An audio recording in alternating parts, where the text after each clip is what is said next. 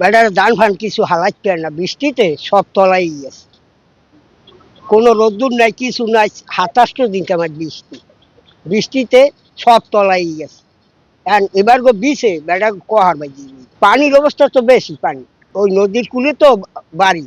এখন ধান ফান হালাইলে সব লই যায় তুবানি, পানির কারণে ইয়া ধান ফান হালাইতে পারে না, মানে সব তলাই গেছে, চোখ পেরে না জায়গা। বৃষ্টির কারণে সুগন্ধা নদী, দানশিরি নদীর পানি ব্যাপক বৃদ্ধি পেয়েছে।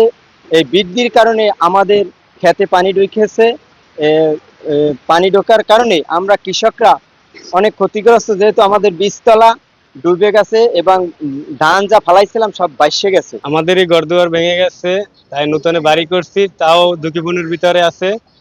তো এটা যাতে না ভাঙে, আর আরো 10 জনের ঘর গেছে, ঠিক আছে। আধা কিলোমিটার যদি বাড়াইয়া ফেলাইতো ব্লকটা, তাহলে ভালো হতো। এদিকে যতটুকু ফেলাইছে অতটুকু থামছে, তারপরে থেকে আবার ভাঙন শুরু হয়েছে।